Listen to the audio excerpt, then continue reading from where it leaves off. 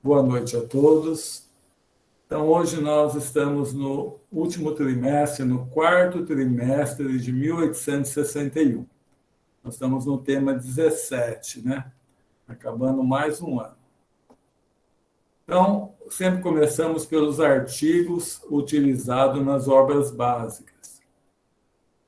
Então, o primeiro artigo que vamos ver está no mês de outubro de 1861, da revista de outubro, Dissertações Espíritas. Se fosse um homem de bem, teria morrido, pelo espírito Fenelon.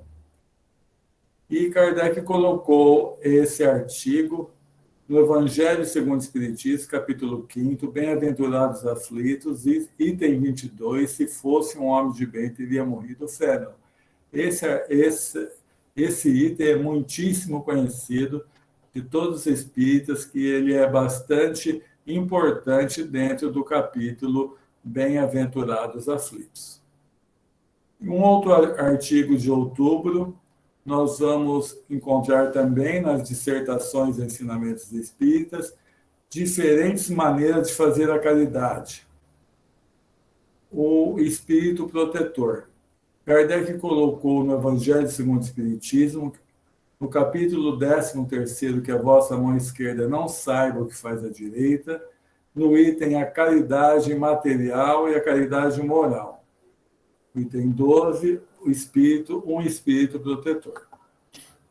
E, continuando em dissertações e ensinamento espírita, no mesmo mês de outubro, nós temos um artigo chamado Egoísmo e Orgulho, que Kardec coloca no Evangelho segundo o Espiritismo, por Pascal, né, o Espírito de Pascal, no Evangelho segundo o Espiritismo, capítulo 11º, que é o capítulo Amar ao próximo como a si mesmo, no item 10, Egoísmo, por Pascal.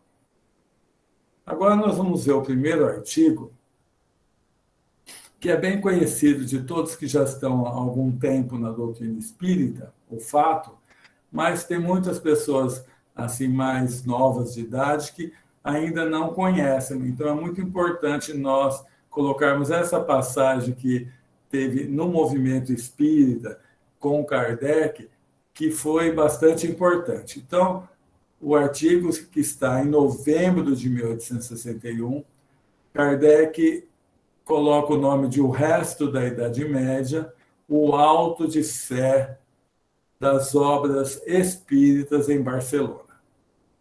Então, Kardec começa escrevendo o seguinte: dia 9 de outubro de 1861. Ele fala assim: esta data marcará nos anais do Espiritismo pelo auto de fé dos livros espíritas em Barcelona. Eis o extrato da ata de execução. Este dia, 9 de outubro de 1861, às 10h30 da manhã, sobre a esplanada da cidade de Barcelona, no lugar onde são executados criminosos condenados ao último suplício, e por ordem do bispo desta cidade, foram queimados 300 volumes e brochuras sobre o espiritismo, a saber, Livro dos Espíritos, aí vai Livro dos Médiuns, outras brochuras, estavam no total de 300 livros. Então, Kardec continua falando. O que não é menos exorbitante e o que contra o qual se espanta é não ter visto um protesto enérgico. É a estranha pretensão que se arroga o bispo de Barcelona de fazer a polícia na França. Ao pedido que foi feito de reexportar as obras, respondeu com uma recusa assim motivada. Então, o que aconteceu nesse fato? Um livreiro de Barcelona pediu 300 obras espíritas e foram encaminhadas, mas não pagou normalmente as taxas alfandegárias, a papelada estava tudinho certinho. Mas o chefe da alfândega mandou para o bispo analisar, e o bispo mandou queimá-las. Aí houve um pedido do livreiro, né, que importou, falando assim, então reexporte para a França de novo, já que não pode entrar na Espanha, Então, foi essa a resposta do bispo a esse pedido. A Igreja Católica, ele recusou, né, e motivou com a seguinte informação. A Igreja Católica é universal. E os livros, sendo contrários à fé católica, o governo não pode consentir que eles vão perverter a moral e a religião de outros países.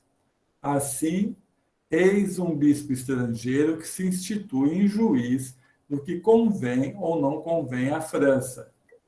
Então, Kardec coloca bem claro isso. E ele tem bastante coisa, eu fui pegando alguns tópicos só desse artigo. Então, tem um lugar que Kardec colocou o seguinte: uma multidão inumerável encobria os passeios e cobria a imensa esplanada onde se elevava a fogueira. Quando o fogo consumiu os 300 volumes ou brochuras espíritas, o padre e seus ajudantes se retiraram, coberto pelas vaias e as maldições de numerosos assistentes que gritavam: abaixo a Inquisição. Uma parte dessas cinzas nos foi enviada. Com ela se encontra um fragmento de O Livro dos Espíritos, consumido pela metade. Nós o conservamos preciosamente como um testemunho autêntico desse ato insensato. Toda a opinião à parte, esse assunto levanta uma séria questão de direito internacional, diz Kardec. Reconhecemos ao governo espanhol o direito de proibir a entrada sobre seu território das obras que não lhe convêm, como a de todas as mercadorias proibidas. Se essas obras tivessem sido introduzidas clandestinamente e em fraude, nada haveria a dizer.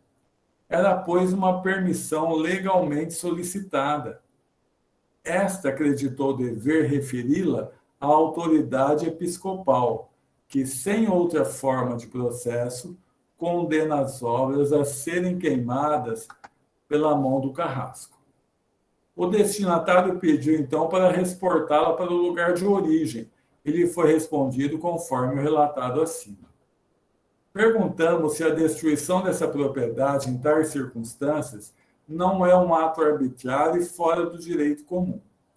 Examinando-se esse assunto do ponto de vista de suas consequências, diremos primeiro que não houve senão uma voz para dizer que nada podia ser mais feliz para o Espiritismo. A perseguição sempre foi aproveitável à ideia que se quis proscrever. Por aí se lhe exalta a importância, se lhe desperta a atenção, e fazendo conhecer por aqueles que o ignoram.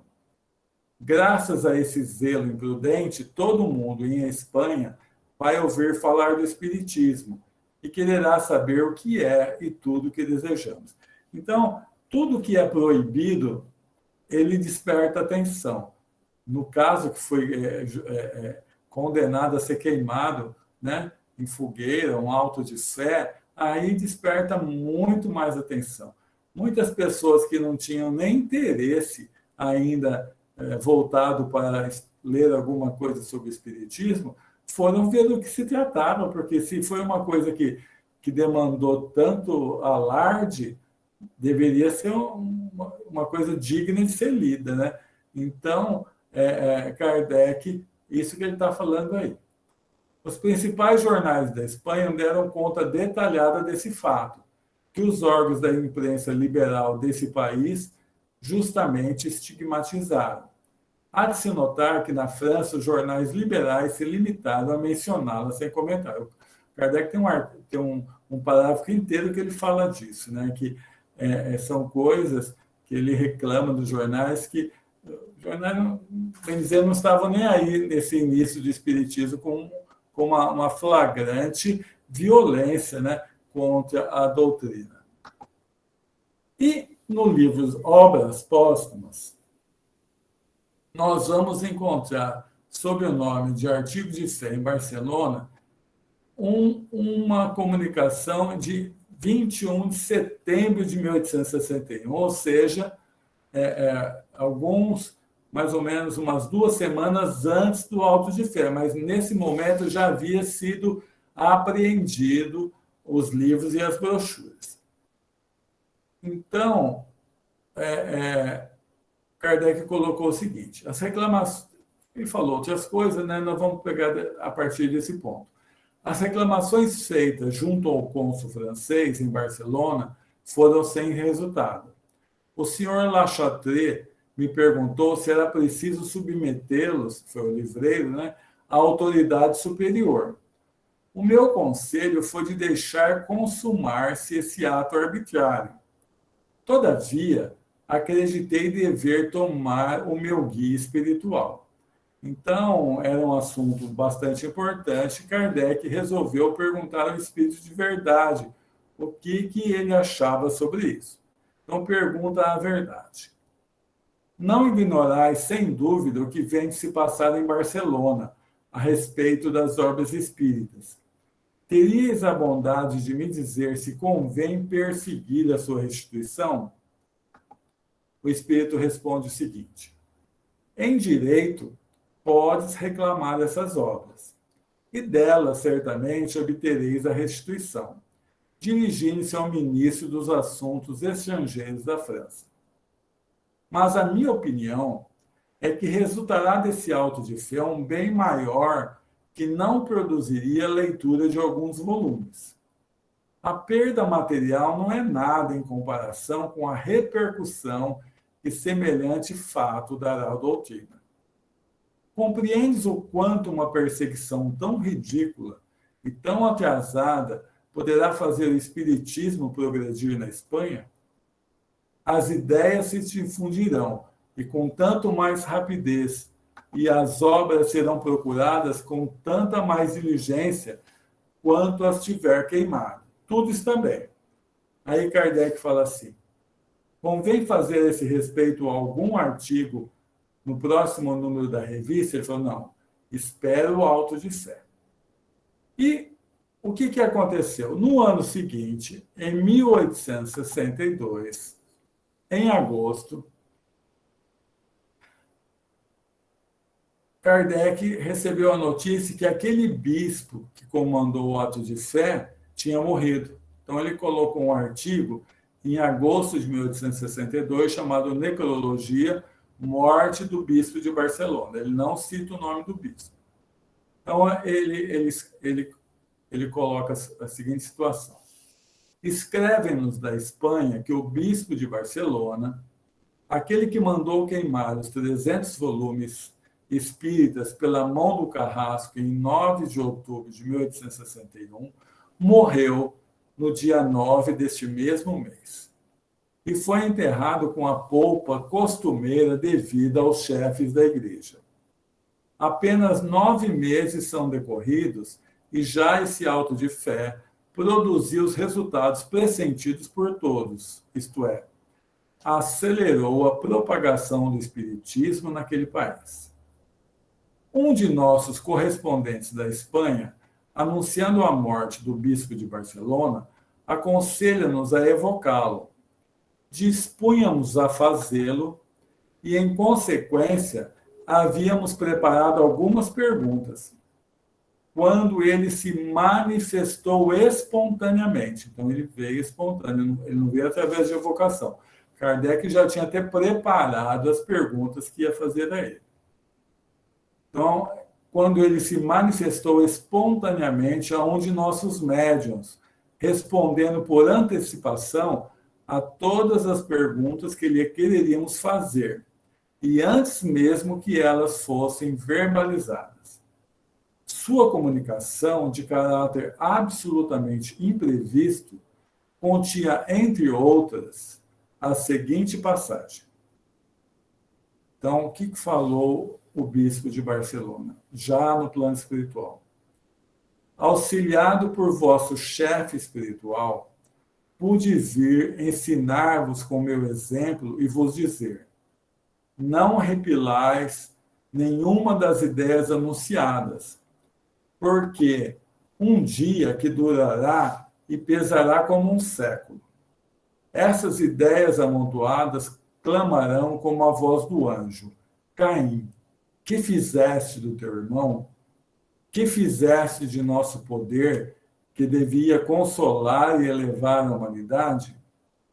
O homem que voluntariamente vive cego e surdo de espírito, como os outros o são do corpo, sofrerá, expiará e renascerá para recomeçar o labor intelectual que a sua preguiça e o seu orgulho levaram a evitar. E essa voz terrível me disse: queimastes as ideias, e as ideias te queimarão. Orai por mim. Orai porque é agradável a Deus a prece que lhe é dirigida pelo perseguido em benefício do perseguidor, aquele que foi bispo e que não passa de um penitente. Então, Kardec vem falar sobre essa comunicação de uma forma assim bastante elevada. Kardec também coloca, porque o bispo ele mostra, né, a visão completamente mudada do lado espiritual. Isso Kardec fala que é de uma mostra a grandeza dele, que ele podia continuar ainda defendendo o ponto de vista ainda que enganoso, né? Então Kardec escreve assim: esse contraste entre as palavras do espírito e as do homem nada tem que deva surpreender. Todos os dias vemos criaturas que, depois da morte, pensam de modo diferente do que pensavam durante a vida, uma vez caída a venda das ilusões. O que é uma prova incontestável de superioridade, Kardec destaca. Somente os espíritos inferiores e vulgares persistem nos erros e nos preconceitos da vida terrestre. Quando vivo, o bispo de Barcelona via o espiritismo através de um prisma particular que lhe desnaturava as cores, ou melhor dizendo, não o conhecia. Agora o vê sob a verdadeira luz e lhe sonda as profundezas. Caído o véu, já não é para ele uma simples opinião, uma teoria efêmera que se pode sufocar nas cinzas. É um fato. É a revelação de uma lei da natureza. Eis o que agora compreende o que fez dizer que as ideias que quis queimar o queimarão. Não o podemos censurar pelo triplo motivo de que o verdadeiro espírita ninguém condena. Não guarda rancor, esquece as ofensas e, exemplo do Cristo, perdoa seus inimigos. Em segundo lugar, longe de nos prejudicar, ele nos foi útil. Enfim, porque reclama a prece do perseguido para o perseguidor como a mais agradável a Deus, pensamento todo caridade, digno da humildade cristã revelada pelas últimas palavras, aquele que foi bispo e que não passa de um penitente. Bela imagem das dignidades terrenas, deixadas à beira do túmulo, para se apresentar a Deus tal que se é, sem os aparatos impostos aos homens. Oremos por ele no aniversário do Auto de Fé. Então, a gente também não pode condenar, porque qualquer um de nós podia ser esse bispo. Nós sabemos que dentro do movimento espírita existem muitos confrades que já participaram, com certeza, de movimentos, a maioria como católicos, alguns como protestantes. Então, o que nós mesmos talvez possamos ter feito lá atrás, desse orgulho de opinião, desse orgulho da religião, né? Achando que todas as outras religiões não são boas, somente a nossa. Nós espíritas sabemos que, ao chegar no plano espiritual, ninguém vai nos perguntar qual religião tínhamos. Isso pouco importa. O que vai importar é o bem que nós fizemos, o bem que nós já tínhamos condição de fazer, se fizemos ou não. Tem uma passagem muito importante na minha visão, dentro do livro Paulo Estevão, que mostra isso de uma forma muito clara. Paulo, ainda como Saulo, depois de já ter levado Estevão ao apedrejamento, né, ele manda prender Pedro e João Evangelista. E também ele contratou umas pessoas para dar falso testemunho ali, acabaria assassinando os dois. Mas ele tinha um mestre, um doutor da lei bem mais velho que ele, que era Gamaliel, que Gamaliel, já se inteirando da doutrina cristã, um dia chegou para ele e falou: Saulo, na minha idade, eu tenho visto muitas religiões começarem e acabarem. Porque, se elas não forem de Deus, elas acabam. Então, a gente tem que ter muito cuidado, porque nós não sabemos quais religiões são de Deus. E, de repente, nós podemos estar trabalhando contra Deus. Então, esse deve ser o nosso pensamento. Além de nós termos essa certeza de que a religião não vai importar ao chegar no plano espiritual, nós temos que lembrar que Jesus, como governador do mundo, manda emissários para todos os povos e todas as religiões, né? Então, é difícil vai ter uma que não seja de Deus, ou seja, daquela que procura fazer homens de bem. E isso deve ser uma constante em nossa mente do respeito pela religião das outras pessoas, quaisquer que elas forem. Todas estão fazendo o possível para levar os homens a serem homens de bem. Então, é uma coisa bastante importante no trato que nós temos com as outras religiões. Agora, nós vamos num outro artigo, de novembro de 1861, com a segunda edição do Livro dos Médiuns já noticiada. É importante nós percebermos, nós sempre destacamos aqui, como Kardec trabalhava forte e rápido, porque ele lançou no primeiro trimestre, nós vimos aqui, o Livro dos Médiuns, já estava preparando a segunda edição, com muitas coisas acrescentadas.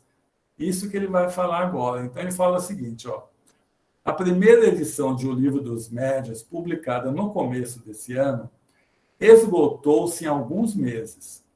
E aí não está uma das menores marcas características do progresso das ideias espíritas. Podemos constatar por nós mesmos, em nossas excursões, porque nesse ano, eu acabei não trazendo nenhuma, Kardec começou a visitar diversas cidades, onde eram fundados centros, sociedades espíritas, onde já tinha sociedades, mas ele ia lá para... Eles recebiam Kardec com banquete, ele fazia... como que fala? Está me fugindo a palavra, discursos que estão todos na revista espírita. Então, Kardec fez nesse ano, principalmente, de 1861, ele fez um giro por muitas cidades da Europa, onde já havia sociedades ou centros, né, espíritas. Então, ele falou, podemos constatar por nós mesmos, em nossas excursões, a influência salutar que essa obra exerceu sobre a direção dos estudos espíritas práticos, ou seja, da mediunidade, as reuniões mediúnicas. Também as decepções e as mistificações são muito menos numerosas que outrora, porque se aprenderam os meios de frustrar a astúcia dos espíritos enganadores. Olha que coisa importante. No capítulo das dissertações espíritas, se não me engano, é o 31º capítulo, acrescentamos várias comunicações apócrifas, ou seja, falsas, né? A pessoa assina com o nome e não foi naquele espírito que deu, acompanhados de notas próprias a darem os meios de descobrir a fraude de espíritos enganadores, que se ornam de falsos nomes. Devemos acrescentar que os espíritos revisaram a obra por inteiro e que trouxeram numerosas observações do mais alto interesse, de sorte que se pode dizer que ela é obra deles como nossa. Nós vimos aqui, principalmente na Revista Espírita de agosto, a participação do espírito Erasto, né, com bastante dissertações de diversos capítulos do Livro dos Médiuns, acrescentando muitas coisas novas. Então, é isso que Kardec está colocando aqui. Recomendamos com instância a essa nova edição, como guia mais completo, seja para o médium, seja para os simples observadores. E podemos afirmar que, seguindo-a pontualmente, evitar-se-ão os escolhos tão numerosos contra os quais tantos novatos e inexperientes vão se chocar. Depois de tê-la lido e meditado atentamente, aqueles que forem enganados ou mistificados, seguramente, isso não poderão dever senão a si mesmos, porque tiveram todos os meios de se esclarecer.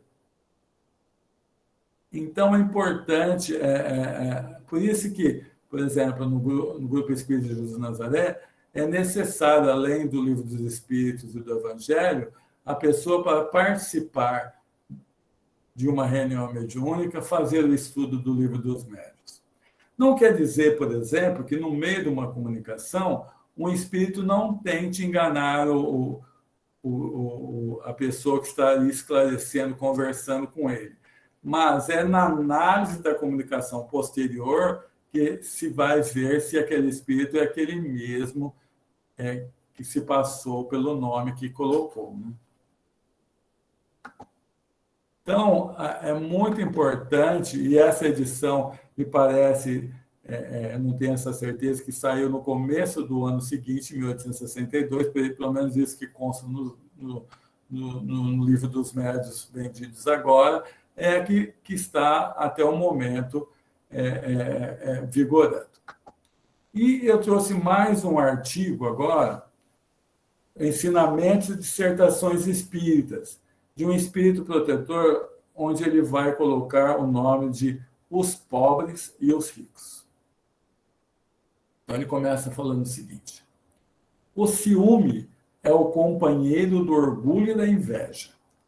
Ele vos leva a desejar tudo que os outros possuem, sem vos dar conta se, invejando a sua posição, não pedis senão que vos faça presente de uma víbora que aquecereis em vosso seio.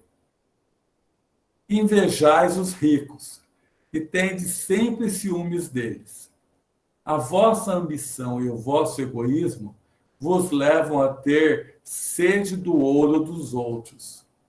Se fosse rico, dizeis, faria um uso bem diferente de meus bens. Como não o vejo fazer tal ou tal?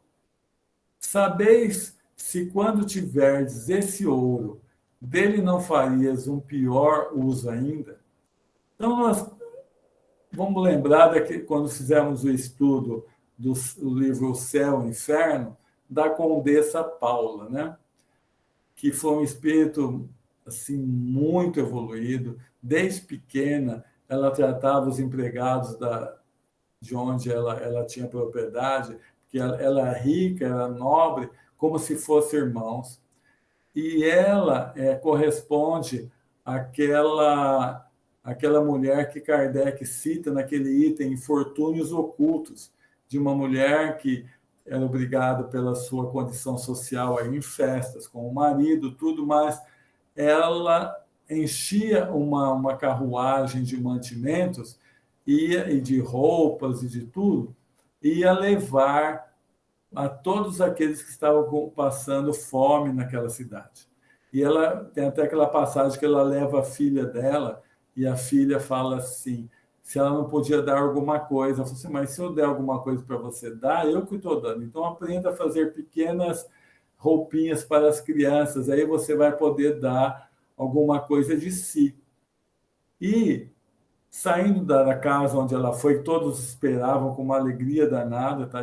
Kardec escreve ali, ela ia lá no hospital visitar o chefe da casa, que estavam passando aquela fome danada, porque ele não podia trabalhar, estava doente naquela época, não tinha previdência, não tinha auxílio-doença, nada. Então, ela levava as pequenas, um pouco de comida, um pequeno doce para o homem e falou: fique tranquilo que a sua família está assistida. Bom, esta condessa, que nessa última vida teve uma vida assim, de bastante abastança de dinheiro, ela teve antes 2 vidas de bastante escassez, onde ela aprendeu o valor da caridade, o valor da... Não é fácil mesmo uma vida de riqueza, porque se a pobreza extrema, a miséria, incentiva a revolta, a extrema riqueza ela vai incentivar o orgulho, a vaidade, os prazeres materiais. Então, não é uma prova fácil para ninguém. Por isso que esse Espírito está colocando aí. A isso, dizer, respondeis: aquele que está ao abrigo das necessidades cotidianas da vida não tem senão penas bem mínimas em comparação comigo. Ou seja, aquele que é rico não passa a necessidade que eu passo, é isso que ele está falando. Que sabeis disso?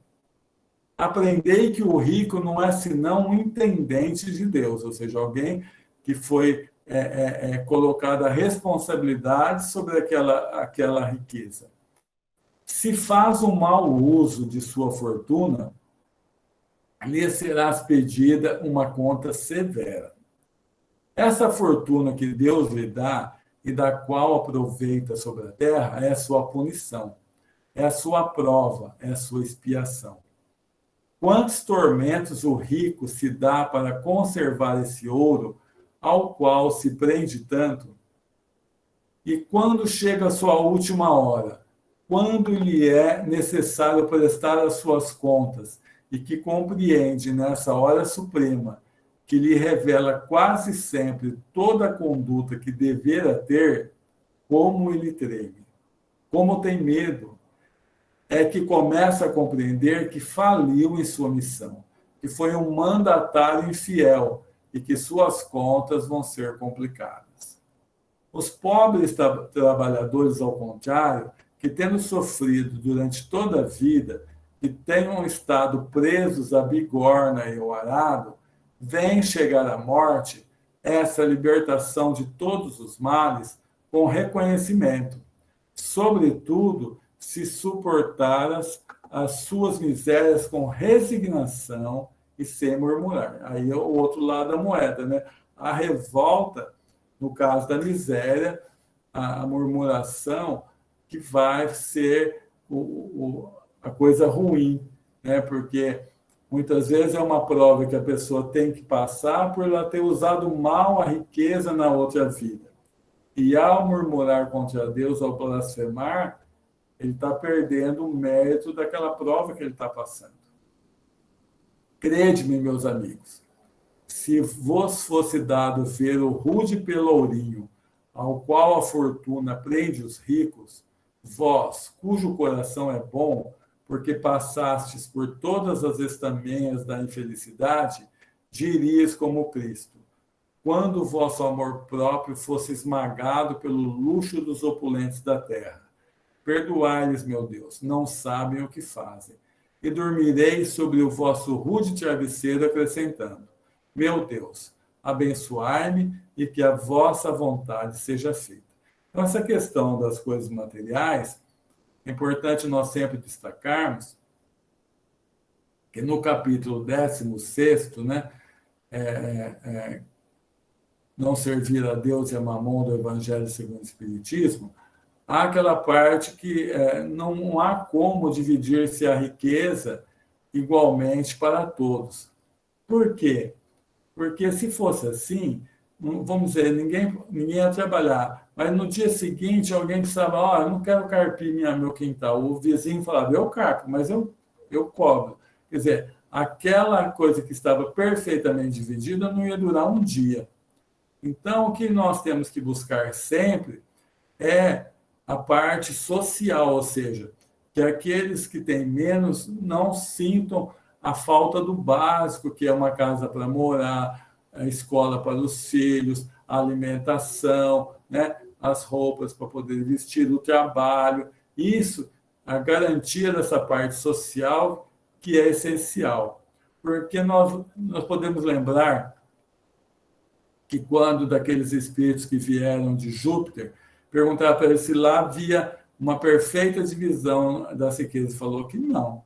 Mas lá não havia pobres, assim, no sentido de estar passando necessidade, porque é um mundo bem superior, onde todo mundo não tinha egoísmo. E assim, o que menos tinha não faltava nada.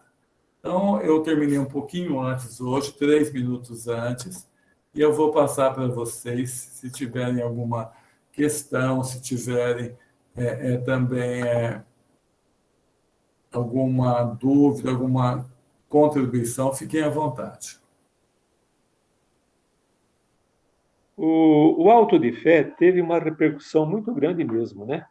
Sim. Eu li que um pouco das cinzas dos livros queimados, né, foram recolhidos num vidro, e esse vidro ficou em uma estante durante muito tempo, né? E os espíritos mais esclarecidos, prevendo um futuro daquele vidro lá, né, que poderia criar um constrangimento entre o catolicismo e o espiritismo, né? Fizeram um jeito lá de derrubar aquele vidro. Ele caiu no chão, quebrou, e as cinzas foram recolhidas, né? Então é Certo. interessante, né? Então, a gente sempre tem que se lembrar, assim, com bastante compaixão, porque nós poderíamos estar lá nesse embate, né, seu Terence? E quase com certeza não do lado do Espiritismo, que era uma coisa muito recente, ou do lado da Igreja Católica, ou da Igreja Protestante, mas lá na frente, acho que no segundo trimestre, nós vamos conversar um pouquinho sobre os mártires do Espiritismo, né? Então, hoje é muito tranquilo ser espírita, né, seu Terence? Sem dúvida. Dá até um status, né? Mas você pega Carbar Schutter, quando veio para o interior de São Paulo, né? Sofreram bastante também, né? É assim. Eu li também que esse bispo ele foi contemporâneo de Chico Xavier. Ah, foi? Viveu na mesma cidade que Chico Xavier, né? E Chico Ah, Xavier tinha muita amizade com ele. De vez em quando, Chico ia lá na igreja, bater um papinho com ele. ah. Interessante, né? Em Pedro Interessante. Leopoldo, seu Terence? Eu acho que sim. Eu Ah, acho não que sim. sabia disso, não. Obrigado, seu É Terence. interessante. Hein? Pode falar, pode É. falar. E interessante que esse bispo já reencarnou já com uma outra visão, né? Eu Daquela vida acredito, eu não passada. sei, mas eu acredito que sim, porque no plano espiritual ele já clareou, né, como nós vimos naquela comunicação, né? Isso. É interessante sobre esse acontecimento, né? O auto de fé, né? Moto de fé é bastante interessante mesmo. E também que Kardec entrou com ação contra a igreja lá na Espanha e foi ressarcido sobre o valor das obras, viu? Queimadas. Ah, esse daí eu não estou sabendo, não. Pode ser que seja para frente. Eu não cheguei a ver isso, não. Na revista É. Espírita, pelo menos eu não vi. Se não me engano, foi Rustang, que era advogado, Ah, foi que tá. entrou com ação. Com ação para Que entrou com ressarcimento. ação. É porque Kardec, se Isso. ele fez isso, foi para buscar o lado do direito, né? Porque É, eles claro. sempre tinham respeito pelo direito, né? Como ele falou, não era justo, eles não tinham, não era deles aqueles livros. O máximo que eles podiam fazer é ter reexportado para a França, né? Como acontece, uma mercadoria que entra e de repente, se ela entrou descaminhada, vai dar perdimento, mas se ela entrou no Brasil, por exemplo, e o Brasil muda a sua forma de tributação, alguma coisa, a pessoa tem direito de reexportar aquela mercadoria, né? E o que não foi dado o direito ao livreiro que tinha importado lá. Qual foi o intuito de Kardec evocar o espírito? O que ele queria com o bispo? Né? E pelo que nós vemos, pelo que eu entendi, que eu não sei, você disse que o bispo, apesar de estar com a visão já ampliada, e parece que em nenhum momento ele se desculpou, né? Pelo ato que ele fez. Não, bom, eu entendo que ele se desculpou, sim, porque ele fala que ele se coloca como impenitente, né? Aquele que fez fala até que aquela fogueira, os livros que foram queimados hoje queimavam a alma dele, ele sentia-se arrependido. Tá. Eu acho que se ele não tivesse com toda essa melhoria, pode ser que Kardec não publicasse isso na Revista Espírita. Porque Kardec ia ter o cuidado de não alimentar o ódio a ele, né? Então, mas como ele se mostrou assim, muito humilde mesmo, Kardec ressalta bastante isso, que ele se mostrou grande, né? Ele não foi pequeno na sua resposta. Por isso que Kardec colocou. Hoje... E por que o Kardec fez essa evocação? Não, geralmente nós não fazemos assim. Talvez com a gente não sabe, né? Mas com um sentido mais de aprendizado, né? Para ver o que levou ele a fazer isso, se tinha alguma coisa que ele tinha que se colocar por isso, né?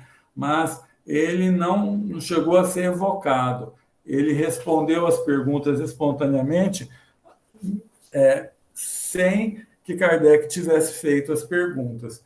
Então, eu acho que foi mais nesse sentido do aprendizado mesmo. Não foi no sentido com certeza não foi no sentido de vingança, nada, mas mais no sentido do aprendizado, de ver como que o espírito, tendo chegado no plano espiritual, ele tinha reanalisado ou não o ato dele aqui na Terra. E ele realmente reanalisou, né? Porque ele mudou completamente a sua ideia. Não sei se o Donizete tem alguma outra ideia sobre isso. Com certeza, Kardec não agiu com qualquer propósito menos digno. O propósito, como você falou, é realmente de aprendizado. E Kardec era curioso, né? Conforme os espíritos disseram para ele, que o auto de fé reverteu em benefício da divulgação do próprio espiritismo. Então, dentro da curiosidade da pesquisa científica de Kardec, ele queria saber realmente qual era a situação do bispo que queimou tantos livros espíritas. É importante... Deixa eu te perguntar uma coisa. Apesar que, em razão desse ato, igual o Donizete mesmo disse aí, o espiritismo angariou bastante simpatizantes, né? Na Espanha, isso. Eu já ouvi pessoas acharem que isso pode ter sido assim, não planejado, né? Mas para dar mais notoriedade ao espiritismo. E nós acreditamos que nada é planejado para o mal, né? Então, acho que não teria o porquê de, na espiritualidade, olha, vamos pôr fogo nos livros lá, que nós vamos chamar mais atenção, né? Eu creio que não, mas eu já ouvi pessoas falando que pode ter acontecido, mas, assim, na minha opinião, eu acho que nada é programado para o mal, né? Eu acho que você está certa nisso. Não tem fundamento nenhum essa proposta aí, esse pensamento. Porque se fosse verdadeiro, nós teríamos que imaginar os espíritos superiores da codificação obsediaram o bispo. É isso. Esse é o pensamento. Então não tem fundamento. Tá certo, muito obrigada. O que acontece, já que eu não queria entrar nesse assunto, mas já que entrou, tem uma comunicação de um espírito, que não é um espírito, que ele fala que ele incentivou o bispo. Está lá na Revista Espírita. Eu nem coloquei, porque eu penso igualzinho o Donizete, até argumentei isso com o Donizete, que eu não ia colocar, porque aquela comunicação de espírito de verdade há 2 semanas antes, acho que esclareceu melhor. Acho que as pessoas que você ouviu falar se baseiam nessa comunicação de um espírito que está ali na Revista Espírita também. Sérgio, pois não. Eu acho que um outro fato extremamente importante é o poder da Igreja Católica naquela época. É impressionante. Eu já totalmente arbitrário, né? Ela se achava a única detentora da fé, né?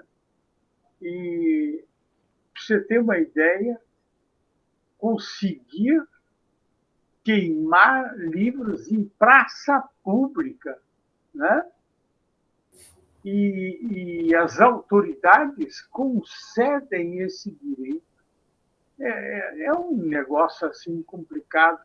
Só quem lê um pouquinho sobre a igreja, existem 2 livros sobre a vida e o poder dos papas. É impressionante, né? O poder que a igreja exercia na comunidade era muito grande, né? Lá para trás, então, meu Deus, né? A Inquisição. Então, Sérgio, mas você vê o progresso, né? 300 anos antes, a Igreja Católica não queimava livro, não. Ela queimava aqueles que eram tratados como heréticos, não é? Queimava as pessoas. Galileu Galilei, para não ser queimado, falou: não falei que é a Terra que dá volta em torno do Sol, não. Se não, meu filho. Não, já havia um progresso. Eles já não estavam mais queimando pessoas. Mas a gente fala assim, eles não, porque quem sabe nós fôssemos um desses, né, Sérgio? Que estivéssemos lá. É muito complicado. A Regina colocou uma coisa que é importante, né? Que Deus sempre aproveita o mal para o bem, sempre, sempre, sempre. Então, qualquer coisa de mal, Deus tira uma coisa boa, ou seja, aquele que sofreu o mal, ele só sofreu porque aquilo vai fazer algum bem para ele, senão Deus não deixa que aquilo aconteça.